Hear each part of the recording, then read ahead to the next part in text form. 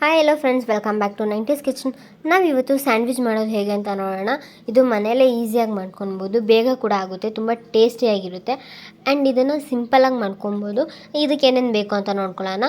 ಸ್ವಲ್ಪ ಕ್ಯಾರೆಟ್ನ ಸ್ಲೈಸಾಗಿ ಕಟ್ ಮಾಡ್ಕೊಂಡಿದ್ದೀನಿ, ಟೊಮೆಟೊ ತೊಗೊಂಡಿದ್ದೀನಿ, ಈರುಳ್ಳಿ, ಕ್ಯಾಪ್ಸಿಕಮ್ ಮತ್ತು ಸೌತೆಕಾಯಿ ತೊಗೊಂಡಿದ್ದೀನಿ, ಸ್ವಲ್ಪ ಬಟರ್ ತೊಗೊಂಡಿದ್ದೀನಿ. ಇವಾಗ ಇಲ್ಲಿ 2 ಬ್ರೆಡ್ ತೊಗೊಂಡಿದ್ದೀನಿ, ಚಿಲ್ಲಿ ಫ್ಲೇಕ್ಸ್ ತೊಗೊಂಡಿದ್ದೀನಿ ಮತ್ತು ಮಯೋನೀಸ್ ತೊಗೊಂಡಿದ್ದೀನಿ.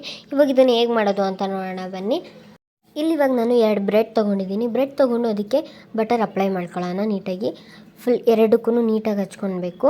ಇವಾಗ ನೋಡಿ ನಾನು ನೀಟಾಗಿ ಅದಕ್ಕೆ ಎರಡಕ್ಕೂ ಹಚ್ಚಿದ್ದೀನಿ. ಇವಾಗ ಅದನ್ನು ಉಲ್ಟಾ ಮಾಡ್ಕೊಳ್ಳೋಣ. ಇವಾಗ ಇದಕ್ಕೆ ಮಯೋನೀಸ್ ಹಾಕೊತಾ ಇದ್ದೀನಿ. ಬೇಕಿದ್ರೆ ನೀವು ಒಂದಕ್ಕೆ ಮಯೋನೀಸ್, ಒಂದಕ್ಕೆ ಸಾಸ್ ಕೂಡ ಹಾಕೊಳ್ಬೋದು. ನಾನು ಬಟ್ ಇಲ್ಲಿ ಎರಡಕ್ಕೂ ಮಯೋನೀಸೇ ಹಾಕ್ಕೊತಾ ಇದ್ದೀನಿ. ನೀವು ಆ ಟೇಸ್ಟ್ನ ನೋಡ್ಕೊಂಡು ಹಾಕ್ಕೊಳ್ಬೇಕಾಗುತ್ತೆ. ನೀವು ಬೇಕಿದ್ರೆ ಆ ಥರನೂ ಮಾಡ್ಕೋಬೋದು. ಒಂದು ಕಡೆ ಮಯೋನೀಸು, ಒಂದು ಕಡೆ ಚಿಲ್ಲಿ ಸಾಸ್ ಹಾಕ್ಕೊಂಡ್ರೂ ಚೆನ್ನಾಗಿರುತ್ತೆ. ಇವಾಗ ನಾನು ಕಟ್ ಮಾಡ್ಕೊಂಡಿರೋಂಥ ತರಕಾರಿಗಳನ್ನ ಇಟ್ಕೊತಾ ಇದ್ದೀನಿ. ಫಸ್ಟ್ ಈರುಳ್ಳಿ ಇಟ್ಕೊತಾ ಇದ್ದೀನಿ, ಮತ್ತು 2 ಟೊಮೆಟೊ ಇಟ್ಕೊಳ್ಳೋಣ, ಕ್ಯಾಪ್ಸಿಕಮ್ ಇಟ್ಕೊತಾ ಇದ್ದೀನಿ, ಕ್ಯಾರೆಟ್, ಫೈನಲಾಗಿ ಸೌತೆಕಾಯಿ ಇಟ್ಕೊತಾ ಇದ್ದೀನಿ. ಇವಾಗ ಇದ್ರ ಮೇಲೆ ಸ್ವಲ್ಪ ಚಿಲ್ಲಿ ಫ್ಲೇಕ್ಸ್ ಹಾಕೊಳ್ಳೋಣ. ಇದಕ್ಕೆ ಸ್ವಲ್ಪ ಮತ್ತು ಆ ಕಡೆ ಬ್ರೆಡ್ಡಿಗೆ ಸ್ವಲ್ಪ ಹಾಕ್ಕೊಳ್ಬೇಕು. ಬಿಕಾಸ್ ಇದಕ್ಕೆ ಹಾಕಿದ್ರೆ ಅದು ಚಿಲ್ಲಿ ಫ್ಲೇಕ್ಸ್ ಅಷ್ಟೊಂದು ಫ್ಲೇವರ್ ಕೊಡೋಲ್ಲ.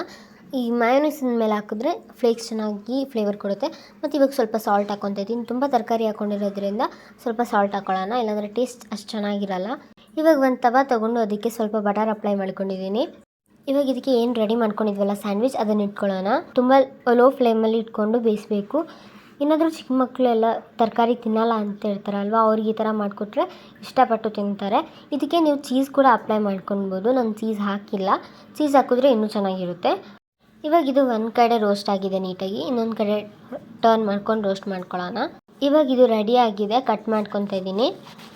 ಇವಾಗ ಇದನ್ನು ಸರ್ವ್ ಮಾಡ್ಕೊಂಡಿದ್ದೀನಿ. ನೀವು ಕೂಡ ಈ ರೆಸಿಪಿನ ಟ್ರೈ ಮಾಡಿ, ಟೇಸ್ಟ್ ಹೇಗಿತ್ತು ಅಂತ ಕಮೆಂಟ್ ಮಾಡಿ, ಲೈಕ್ ಮಾಡಿ, ಶೇರ್ ಮಾಡಿ, ಪ್ಲೀಸ್ ಸಬ್ಸ್ಕ್ರೈಬ್ ಮಾಡ್ಕೊಳ್ಳಿ.